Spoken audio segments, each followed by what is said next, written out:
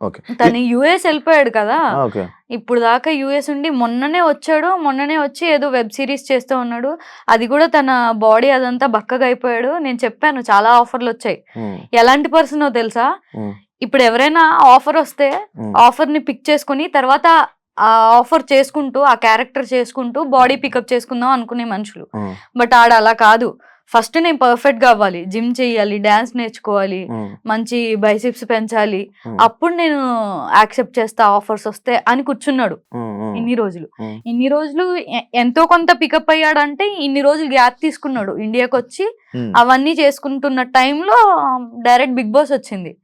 వీడేమనుకున్నాడు, serial హీరోగా entry ఇద్దాం అనుకున్నాడు.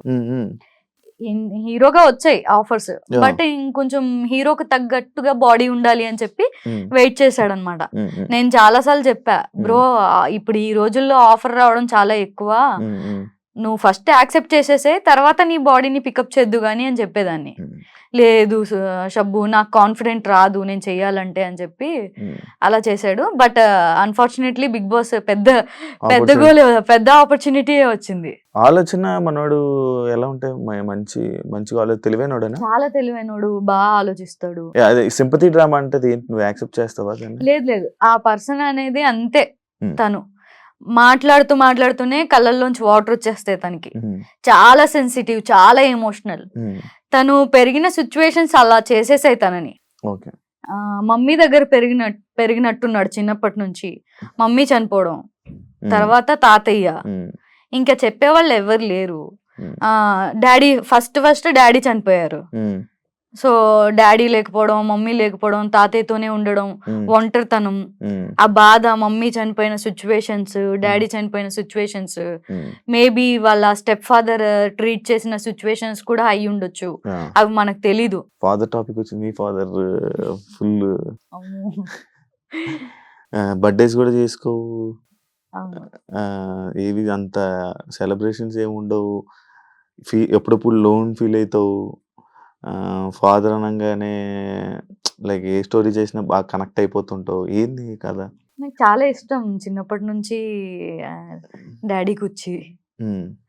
మా డాడీ అంటే భయం ఉండేది. అండ్ ఆయన అంటే రెస్పెక్ట్, కేరింగ్ అవన్నీ చాలా ఎక్కువ చూపించిన వ్యక్తి నా లైఫ్లో. సో నాకు చాలా ఇష్టం మా డాడీ అంటే. ఎప్పుడు జరిగింది ఇదంతా? నేను 8th క్లాస్లో ఉన్నప్పుడు ఆయనకి హార్ట్ అటాక్ వచ్చి చనిపోయారు. సో అప్పటి నుంచి మా అన్నయ్య చూసుకున్నాడు. ఎప్పుడు ఎన్ని ఇయర్స్ అయింది పెళ్లి చేసుకుని? మొన్ననే, ఇప్పుడు ఈ నవంబర్ వస్తే 2 years అవుతుంది. 2 years. అప్పుడు సోషల్ మీడియా ఫుల్ తెలుసు, సబీనాకి పెళ్లి బాయ్ ఫ్రెండ్ అని. ఎలా ఉంది ఇప్పుడు? హ్యాపీయా మొత్తం? Super happy. ఎన్ని 7 years కదా? 7 years. పాప బాబు ప్లానింగ్స్? ఇంకా టైం ఉంది, సెటిల్ అవ్వలేదు కదా. ఇంకా సెటిల్ అవ్వలేదని వెయిట్ చేస్తున్నా. లోటు కనిపిస్తుందా? ఆన్లైన్ లోటు చాలా. ఎప్పుడు కూడా ఆయన లేకుండా ఇన్ని సంవత్సరాలు ఎలా గడిచిపోయాయా అనిపిస్తుంది. చాలా కష్టం డాడీ లేకపోతే. ఒక ఫ్యామిలీ రోడ్డు మీద పడిపోయినట్టే. ఇంకా మా అన్నయ్య చూసుకున్నాడు కాబట్టి మేబీ మా నాన్నగారు ఉండుంటే ఈ ఫీల్డ్లోకి వచ్చేదాన్ని కాదేమో. మంచిగా చదువుకొని మంచిగా సెటిల్ అయిన వాళ్ళకి ఇచ్చి పెళ్లి చేసే వాళ్ళు ఈ పాటికి నాకు 2-3 పిల్లలు ఉండేవాళ్ళు. ఇంత నీకు బిజినెస్ చేయాలని కానీ లేకపోతే వీటి మీద చాలా ఇంట్రెస్ట్ కదా? ఏదో ఒకటి చెయ్యాలి, బిజినెస్ చేయాలి, ఇది చేయాలి. ఒకసారి రంజాన్కి నువ్వు హలీం కూడా పెట్టడం జరిగింది. ఎందుకు బిజినెస్ అంత ఇష్టం? ఎందుకు అంత ఇండస్ట్రీలో ఉండి ఆ బిజినెస్ మీద ఎందుకు వెళ్తూ ఉంటావు నువ్వు? మా డాడీది నాకు కొంచెం మా నాన్నగారి పోలికలు, మా నాన్నగారి మ్యానరిజం అవన్నీ వచ్చేసాయి అనమాట. సో మా నాన్నగారు చేసింది రెస్టారెంట్ మా చిన్నప్పటి నుంచి కూడా. ఫాస్ట్ ఫుడ్ గానీ, morning tiffins, afternoon lunch, even పెద్ద రెస్టారెంట్. సో అది నేను చూసాను, దాంట్లో ప్రాఫిట్ ఎలా ఉంటది, ఇన్వెస్ట్మెంట్ ఎంత ఉంటది అవన్నీ నాకు తెలుసు కాబట్టి నేను హలీంది ట్రై చేద్దామని చెప్పి ట్రై చేశాను.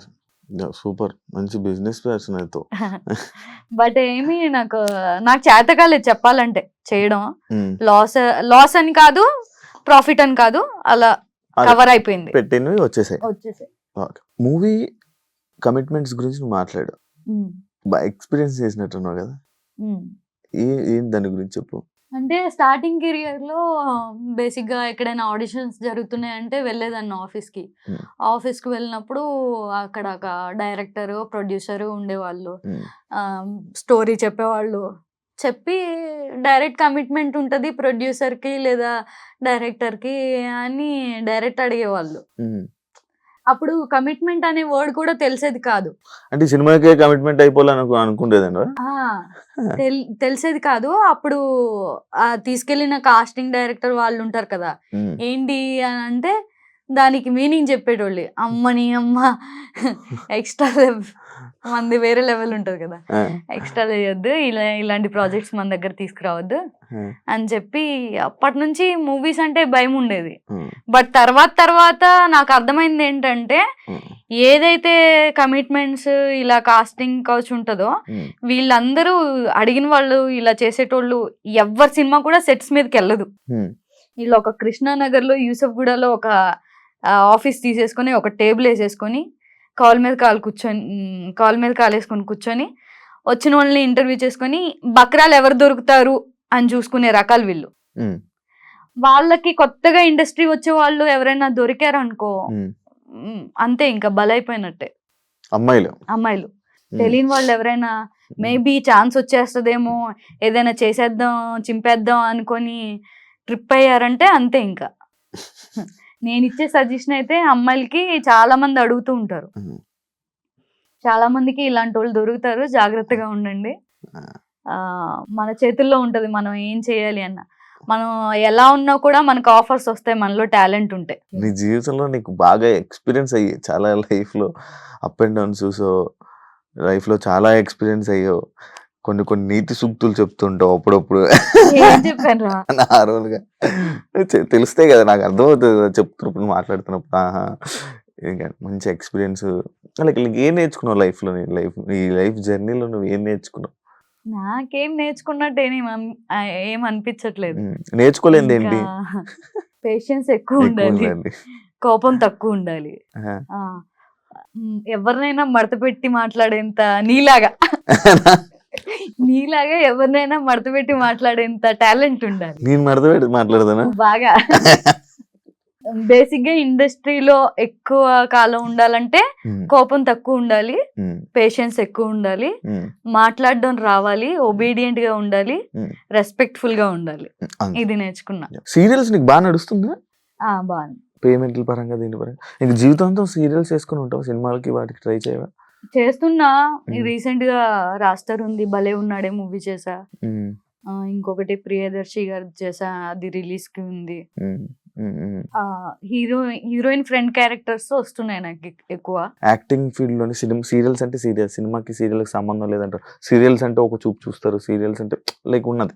అదుంది. చూస్తారు. బట్ చాలా మంది చేసుకుంటున్నారు కదా! హ్మ్. సీరియల్స్ చేసిన వాళ్ళే మూవీస్ కూడా చేస్తున్నారు. హ్మ్. బట్ ఏంటంటే హీరోయిన్‌గా రావాలంటే కష్టం. హ్మ్. హీరోయిన్ ఫ్రెండ్ క్యారెక్టర్స్ లేదా వదిన క్యారెక్టర్‌లు ఇవి చేసుకోగలరు గానీ, హ్మ్. హీరోయిన్ లాగా రాలేరు. హ్మ్. హ్మ్. ఇప్పుడు ఎవరైనా సరే ఒక యాంకర్‌గా చేసిన వాడు హీరో అవుతున్నాడంటే వాడి సినిమా ఖచ్చితంగా అవును. హిట్ అవ్వదు. అవును. అది ఎంత మంచి స్టోరీ అయినా. అవును.